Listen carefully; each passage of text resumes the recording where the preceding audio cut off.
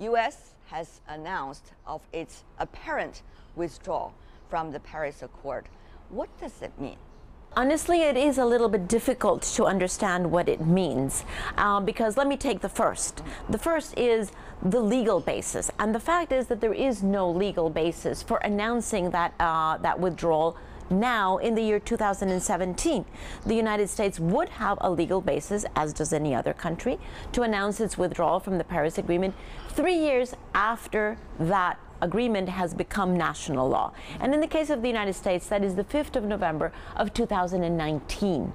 And even if in 2019 they communicate officially their intent to withdraw, it would take place 1 year after, which is the 6th of November of 2020. And I will remind everyone that the presidential election in the United States actually will be on the 4th of November of 2020. Interesting, so it is very interesting timing, and it's a little bit difficult to understand what the purpose is, other than, of course, the very obvious and very clear political message that has been given with this, but the legal basis is not there.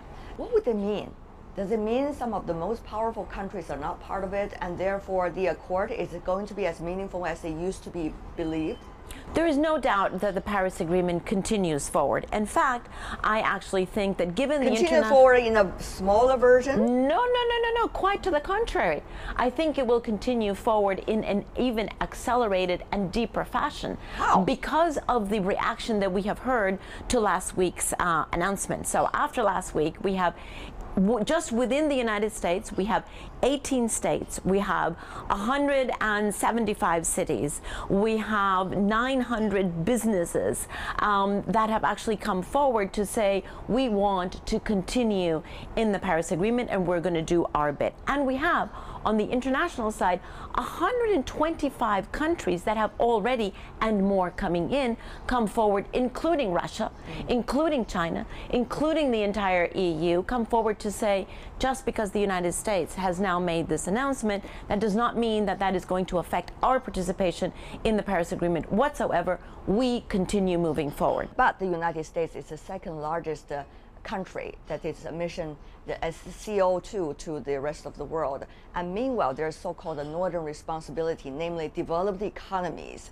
over the process of industrialization has certainly polluted the air and contributed to climate change. So what about that responsibility?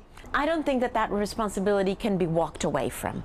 The fact is that all developed countries have a very clear historical responsibility in having caused climate change to begin with. Apparently you cannot hold them accountable because they just walk in or walk out from the accord. Well, but that's only the federal government. I think you have to understand that there's a difference between the U.S. federal government and the country, the politics and the real economy. The real economy continues to move forward because they understand that it is in their interest. And that is the reason why everybody else continues to move forward too. It is not because, frankly, anybody wants to save the planet. It is because they all understand that this is better for their economy, it's better for their public health, it's better for their energy independence. It simply provides them with a much more sustainable, both in the short run because of job creation, but also in the long run, much more sustainable economy. And that's why they're moving forward. So what you're saying, Ms. Figueres, is that the U.S. is really losing an opportunity in terms of creating jobs and upgrading their industry in terms of the federal government's decision. Sadly, and I think that can be, very clearly compared to China. So China has already made very clear that it is going to be investing $360 billion equivalent dollars, US dollars, into renewable energy, let alone all other clean technologies, and that by 2020, and that's going to be creating 13 million jobs in China. Now, if the United States government were truly concerned about creating new jobs, they would look at their own numbers and they could see that there are 12 times as many jobs in renewable energy as there are in fossil fuels. That is the area in which new jobs are being created.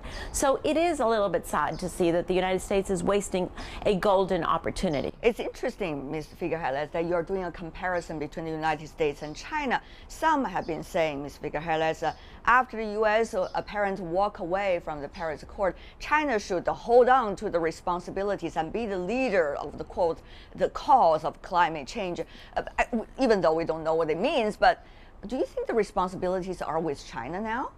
China has no responsibility to substitute the United States. Every country has its own responsibility and its own opportunity.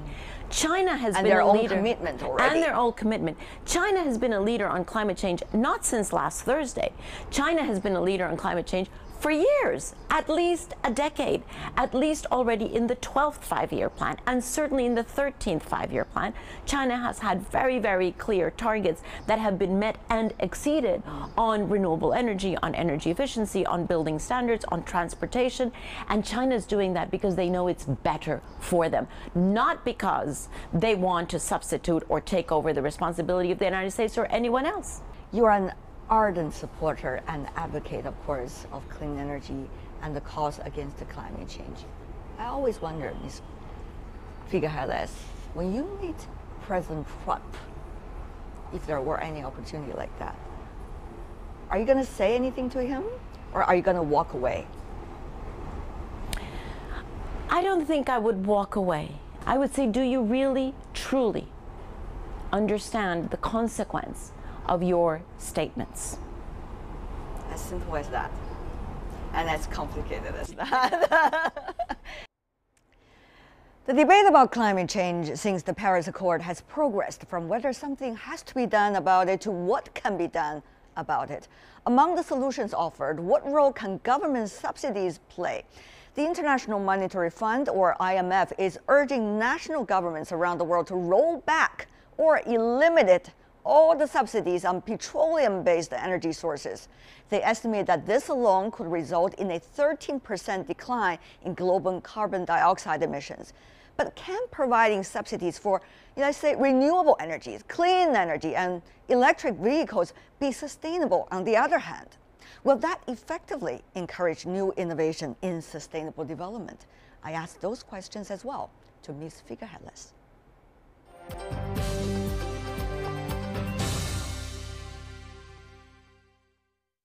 At this point, there have been enormous amounts of government subsidies here in China, also elsewhere in the world, about clean energy. But that put a big question mark about whether this industry will be sustainable once the government withdraws part of its subsidies in the future. What do you make of it?